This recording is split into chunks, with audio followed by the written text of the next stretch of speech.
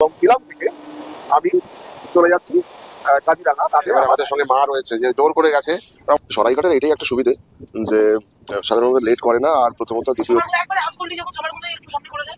কি সুন্দর view, Brahmaputra, ropeway দেখা যাচ্ছে, উমানন্দা টেম্পল। আমি চা খাওয়া শুরু করে দিয়েছি।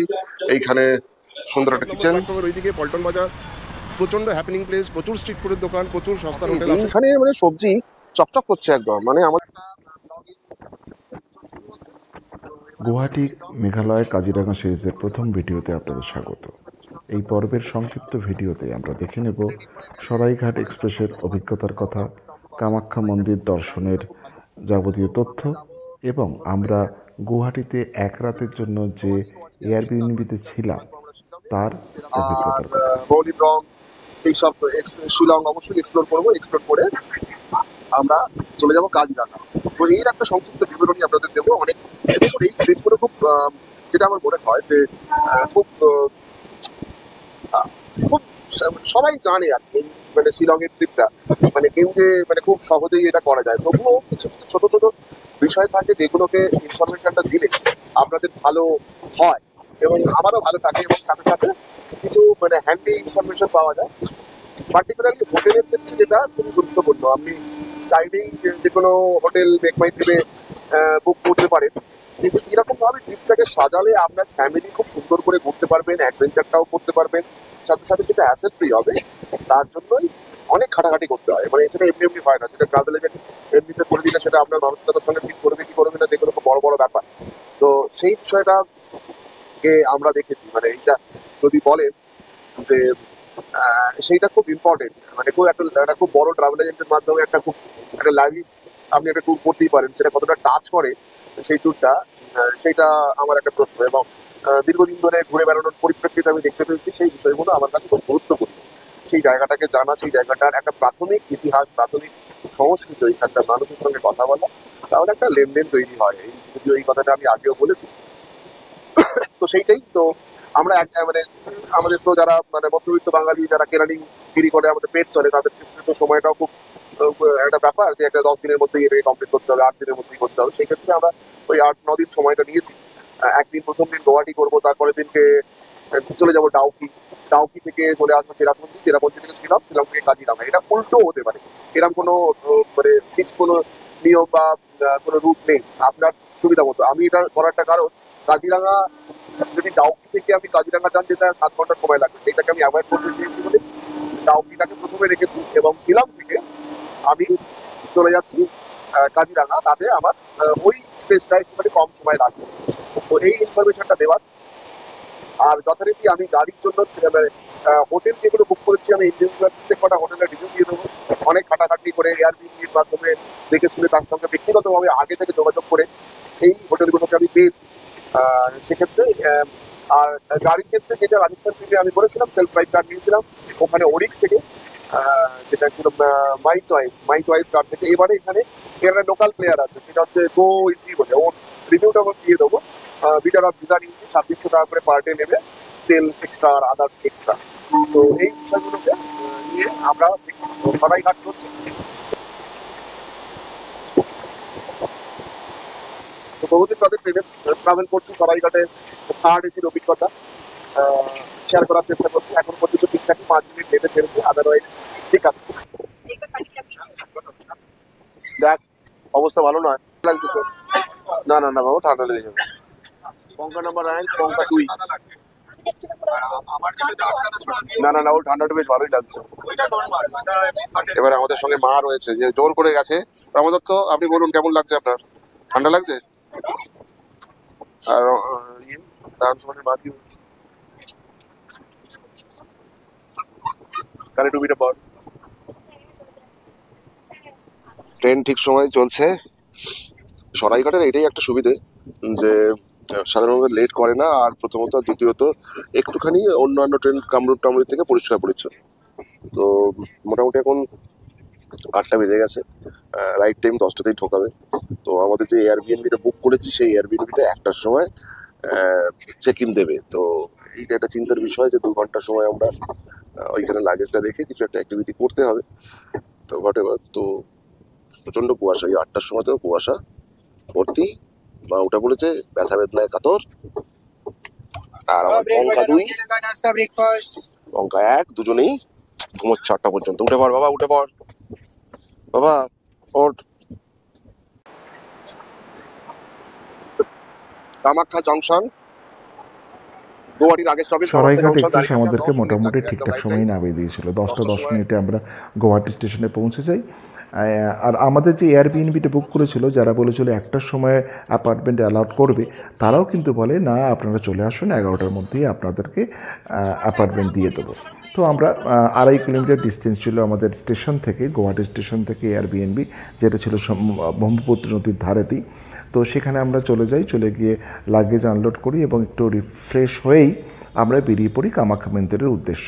কামাখ্যা মন্দিরের ডিস্টেন্স ছিল মোটামুটি আমাদের এয়ারবিএনবি থেকে 8 কিলোমিটার। একটা ওলা বুক করে আধ ঘন্টার মধ্যেই পৌঁছে যাই এবং সেখানে আমাদের বলে রাখা ভালো, আমাদের স্পেশাল পাস করেছিলাম। মোটামুটি যেদিন দর্শন করবেন তার 1 সপ্তাহ আগে থেকে আমাদের স্পেশাল পাসের জন্য অ্যাপ্লাই করতে পারেন। একটু সকাল সকাল চেষ্টা করবেন, আদারওয়াইজ আপনার সেই দিনকার কোটাটা ফুল হয়ে যেতে পারে।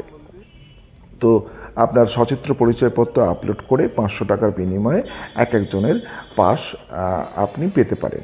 তো যদিও পাস পেলেও কিন্তু আপনাকে একটা মানসিকভাবে প্রস্তুত থাকতে হবে যে 2-2.5 ঘন্টা সময় আপনাকে লাইনে দাঁড়াতে হবে। আর যারা পাস করতে পারবেন না, তাদের কিন্তু সময়রেখাটা কোনো রকমের নির্দিষ্ট নেই। অ্যাকর্ডিং টু দ্য ভিড়, যেদিনকে ভিড় বেশি থাকে সেদিনকে 7-8 ঘন্টাও হতে পারে বা তারও কম বেশি হতে পারে।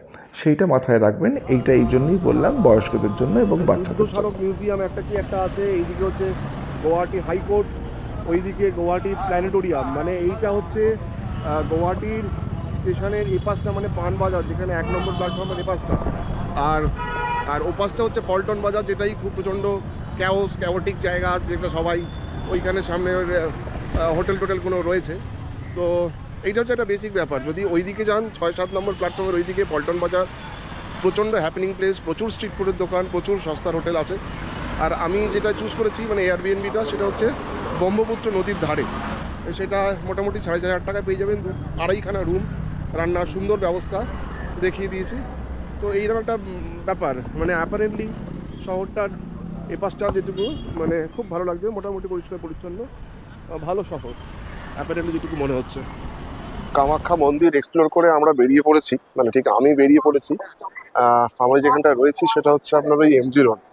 তো সেই জায়গাটায় একটা গোয়া গোয়া ভাইবস রয়েছে, বেশ সুন্দর সুন্দর রেস্টুরেন্ট, ছোট ছোট এই ধরনের কিছু কিছু ফুড জয়েন্ট রয়েছে।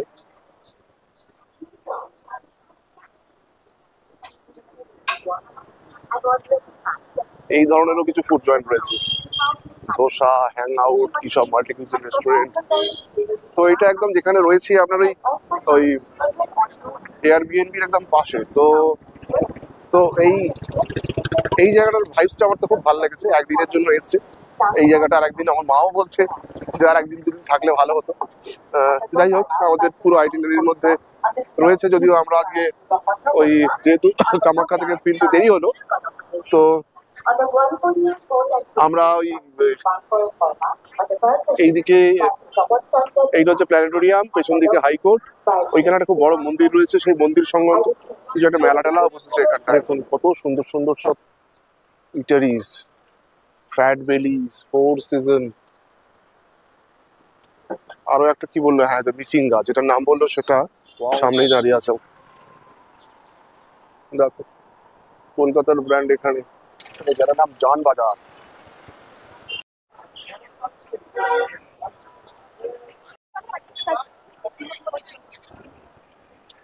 এই ডিপার্টমেন্টাল স্টোর থেকে ব্রেকফাস্টের সমস্ত জিনিস কিনে ফেললাম, যাতে করে সকালবেলায় আমরা ব্রেকফাস্ট খেয়ে সসেজ, ডিম, কলা, পাউরুটি খেয়েই আমরা ডাউকির উদ্দেশ্যে রওনা হব।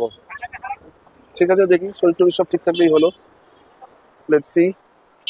কত সতেজ এইখানে, মানে সবজি চকচক করছে একদম। মানে আমাদের কেন যে কলকাতায় এরকম চকচকে সবজি পাওয়া যায় না আমার জানা। So in the thalis, I have taken Assami chicken thalis. As suggested, 320, lot of leafy veg and okura curd, dal, chicken curry, lot of options there. So they don't prefer, they have not given the choice of the local food joint with the. So my co-host from my Airbnb So they have suggested this michinga.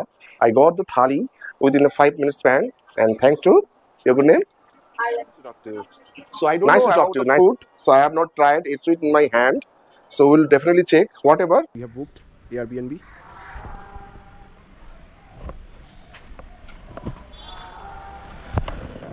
সামনে ব্রহ্মপুত্র নদী। এই 8 তলায় lift থেকে উঠলাম, সিঁড়ি দেওয়া আছে। এই আমার Airbnb.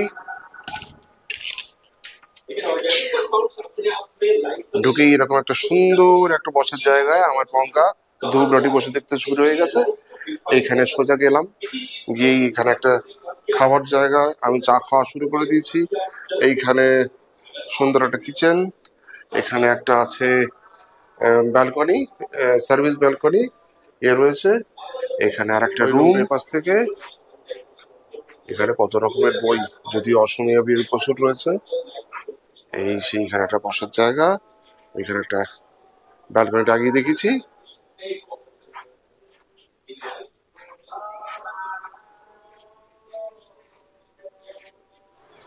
Good morning from Guwahati. তো প্রথম দিনের ব্লগটা আমরা এখানেই শেষ করব। এর কারণটা হচ্ছে যে যে যে জায়গাগুলো কালকে সরাইঘাটে আসা এবং তারপরে শুধুমাত্র কামাখ্যা মন্দির এক্সপ্লোর করতে পেরেছি। আর আশেপাশে কিছু ফুড জয়েন্ট আমরা কোন ঘাটে আছি সেটা দেখিয়েছি, এয়ারবিএনবি দেখিয়েছি। আজকে আমরা চলে যাব শিলং। শিলং নয়, মানে ডাউকি যাব। তো মেঘালয়ের ডাউকি আজকে সকালবেলা বেরিয়ে যাব। সেলফ ড্রাইভ কারটা আমাদেরকে চলে আসবে এক্ষুনি। তো আজকের ব্লগটা শেষ করার আগে সকালের এই দৃশ্য, মানে ব্রহ্মপুত্র, ওইটা বোধ হয় উমানন্দা টেম্পল ওই দিকটাতে মনে হচ্ছে আছে, কেবল কারে করে যাওয়া যায়। কেবল কারটাও দেখা যাচ্ছে, ওখান থেকে ক্রুজও ছাড়ে বোধ হয়। একটু খবর নিলেই জানতে পারবেন। তো যেগুলো আমাদের বাকি রয়ে গেল সেটা হচ্ছে ভুবনেশ্বরী টেম্পল, যেটা পাহাড়ের ওপরে কামাখ্যার পেছন দিকেই অবস্থিত, এবং Umananda temple, Bhubaneshwari temple, ropeway এবং ক্রুজ। তো এইগুলো কভার করতে পারলে আর একদিন রাখতে পারলে ভালো হতো। হোয়াট এভার, আমাদেরকে অ্যাকর্ডিং টু দ্য শিডিউল বেরিয়ে যেতে হবে। তো পরের ব্লগে দেখা হচ্ছে। পরের ব্লগে থাকবে গৌহাটি টু ডাউকি। আমরা 7-8খানা জায়গা কভার করতে করতে যাব। প্রথমে যাব উমিয়াম লেক। তো সেই বিষয়গুলোকে দেখা হবে।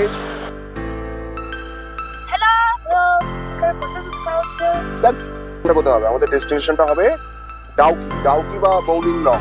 তো সেইখানে যেতে যেতে যে কোনো স্পট পরে এলিফ্যান্ট লেক, আরও 4-5টা লেক টেক আছে, চেরাপুঞ্জি অন্যদিন থাকবো। সুতরাং আমাদের যেতে যেতে যে সমস্ত স্পটগুলো পড়বে তার মধ্যে অন্যতম হচ্ছে কি নাম বলে উমিয়াম লেক,